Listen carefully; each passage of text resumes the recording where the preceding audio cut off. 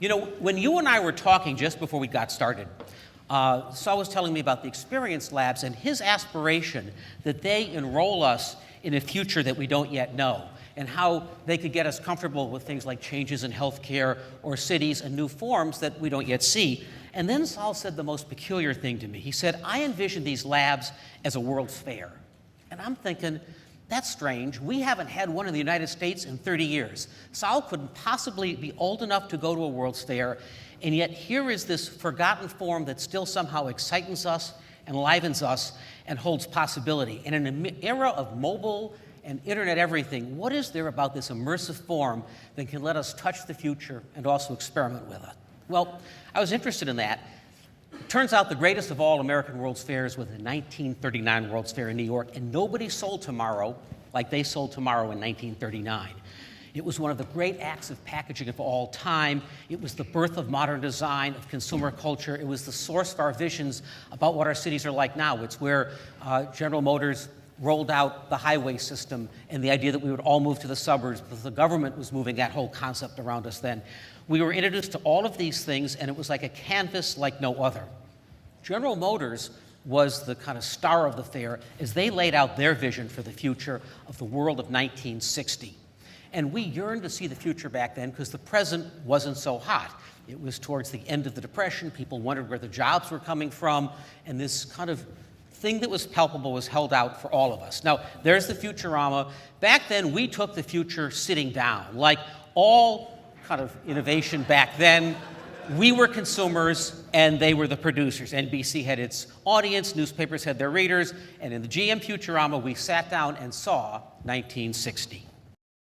And now we see a great river city of 1960.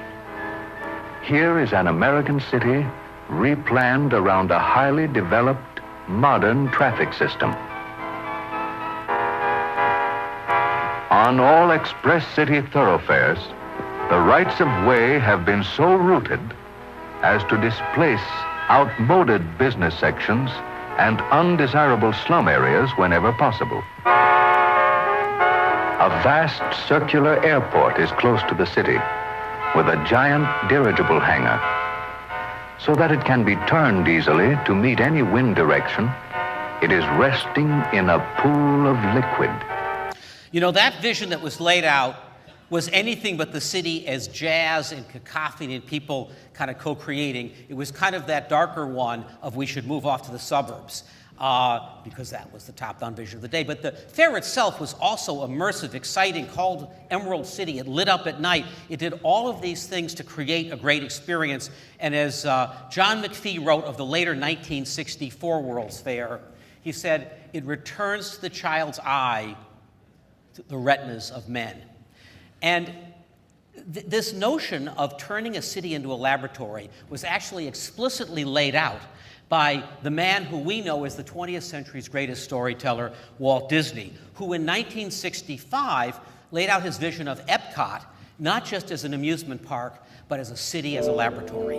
Epcot will take its cue from the new ideas and new technologies that are now emerging from the creative centers of American industry.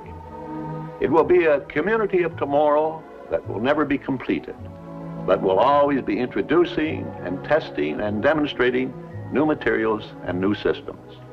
And Epcot will always be a showcase to the world for the ingenuity and imagination of American free enterprise. I don't believe there's a challenge anywhere in the world that's more important to people everywhere than finding solutions to the problems of our cities. But you'll notice the future was going to be given to us by American enterprise. There wasn't a whole lot of room for us in there. So let's go to the present day. And as a thought experiment, what might it look like if we created something collaboratively? Well, in a World's Fair, you wouldn't need to introduce new products. It's done on the internet every day. Frankly, we're bored with that. But you would want everybody creating pavilions. You'd want some cacophony where with the least government and the most innovation, people could experiment and try things out, almost as a concept car for the real world, a canvas for mass creativity that we could learn from. It turns out such a thing exists, and I think it's a terrific thing to study, to think through how we can bring innovation to our town.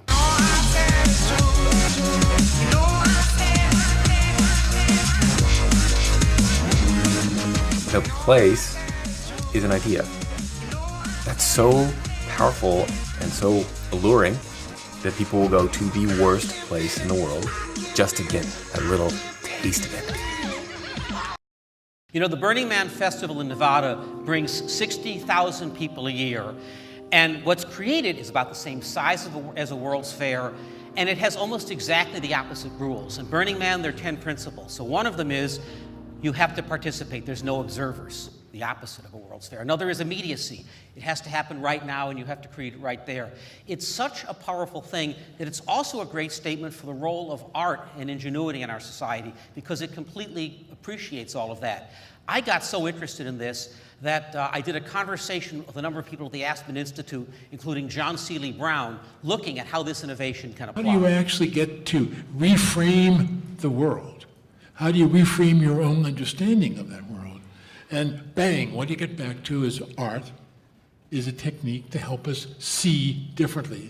I don't mean it just in a simple sense, I mean it in a fundamental reframing sense. So the question is, how can we apply this to our own world? Well, I live in San Francisco, and right a few years ago, just after I first went to Burning Man, no accident now it seems, I created an organization called the Gray Area Foundation for the Arts. We try to use the city as a canvas. You may be aware of hackathons and the idea that you can bring people together and start building stuff in a city, solving problems. We did that a few years ago during the mayor's race. We called it the Summer of Smart. We invited all 16 candidates to co-create with us. We had created about 40 different apps in about 3 sessions. And one of the cool things is, it's actually 48 hours per app. One of the cool things is when you're creating a lot of ideas in the middle of a campaign season, you're influencing the campaign. We called them ideas worth stealing because no candidate didn't want to pay attention. Here's one example. Our head of public works said to us, wherever I see art, I don't see graffiti. And wherever I see graffiti, there isn't public art. Can you do something about that? If you're a developer, you see that as a dating app. It's a dating app between artists and building owners. And what got built was this, called Art Here, basically making a market between the two. Another thing, we have a lot of bus data in San Francisco. It tells you where the buses are all the time. But if you work on the buses, if you're actually a Muni employee, one of these guys, you have no idea where it is you're using a clipboard. Over a weekend, something got built that actually solved that problem, that Muni could now know if there's a problem, how to go fix things. What was interesting is it got built so quickly, the city didn't know if it was a good thing or a bad thing. The paper basically said something got built in a week and that the city will take 4 years to go build. And it points out one of the tensions there. Another thing that got built was making a market between unused space and people who want to do pop-ups. I learned something important from this. The Bay Area is where so many movements get started, but this was different than the 60s protest movement. In the 60s, we protested the establishment. Today, clearly, we can write to its API. It's kind of the fundamental difference between the maker movement and the protest movement.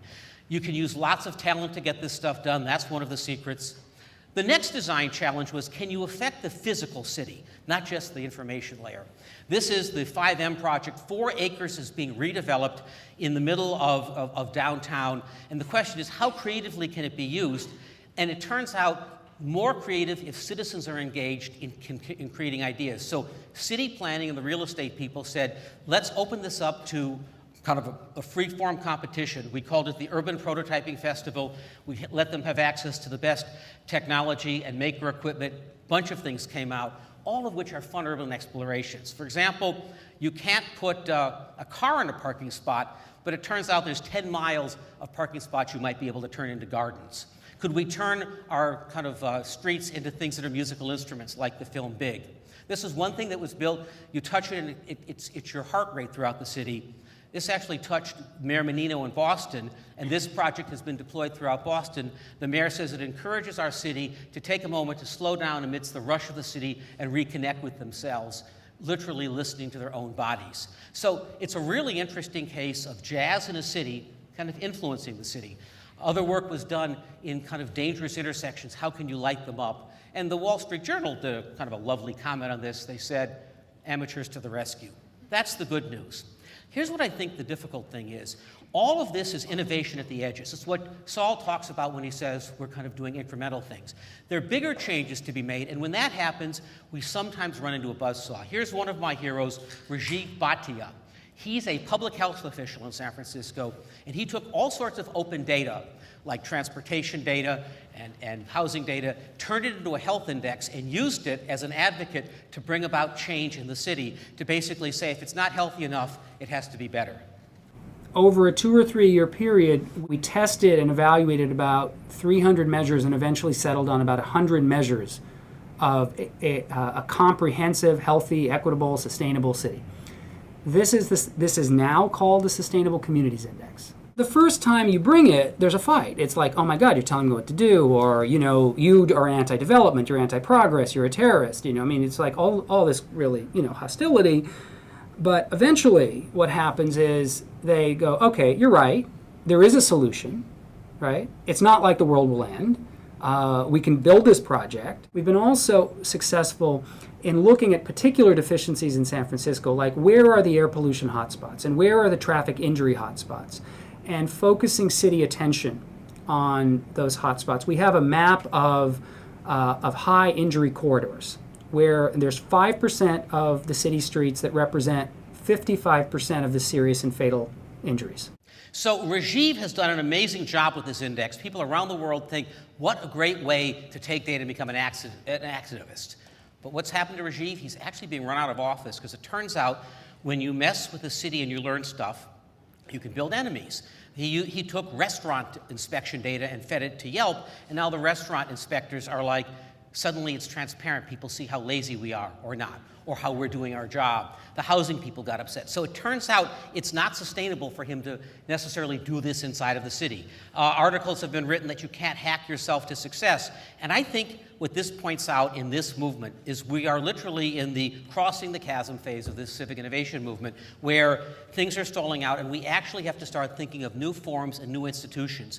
We in the tech business tend to think everything can be a startup and it can be done in a certain way, but when you're up against a regulated city, you have to be more creative. So I'd like to end up with a few possibilities there. I kind of spent the summer going around the world and looking at economic development people and see what was interesting. One is, if you're going to make your city a lab, deeply invite participation. That's what they do in the Paris Region Lab, where for 3 years they've quashed permitting and they've let people set up startup ideas around the city that the city nurtures. Here's the deputy mayor of Paris. We have also created a living lab. The Paris Region Lab is the backbone of our success. The entire city is becoming a living lab. The idea is to have a proof of concept in situ in the city. And we try to help big companies, small companies, and research laboratories to have experimentation in the streets, in the buildings, everywhere in the city.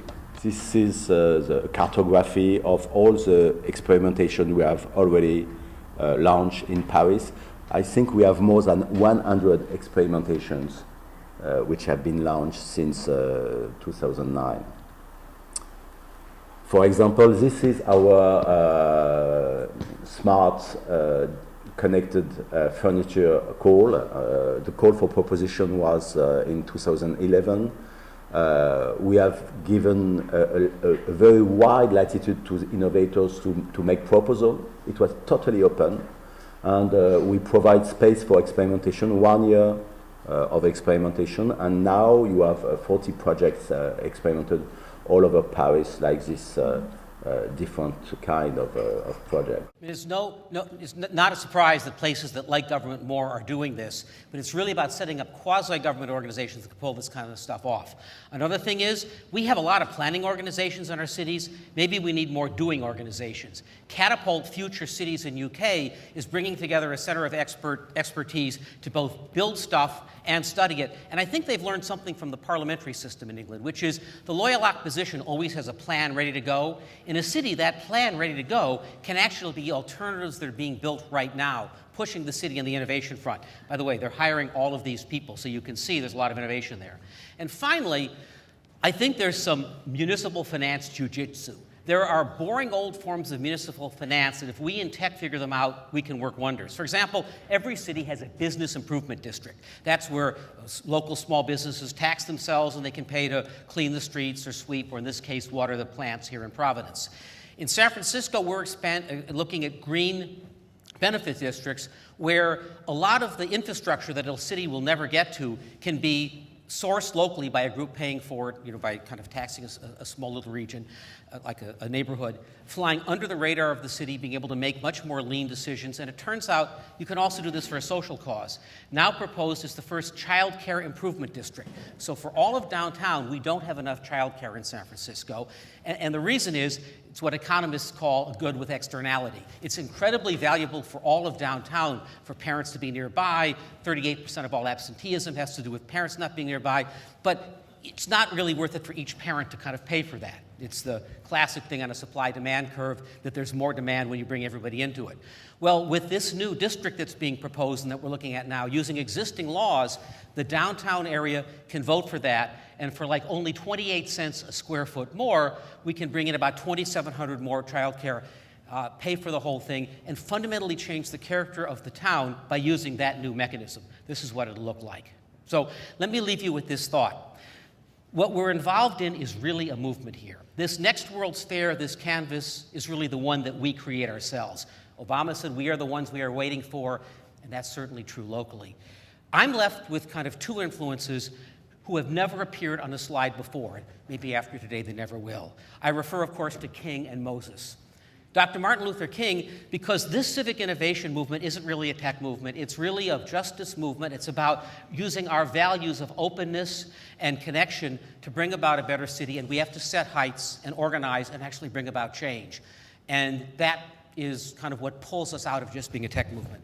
And Robert Moses, because he was the consummate insider, he understood how to use the levers of power and how to bring things about. And I think now that all of us are as much a co-equal to government, certainly in playing with the city as a platform for jazz, we have to learn that. This coming year is the 75th anniversary of the 39 World's Fair. I think it's a perfect invitation to think about maker cities, about pushing these tools strategically and making a better world, quite literally, as our own World's Fair together. Thank you.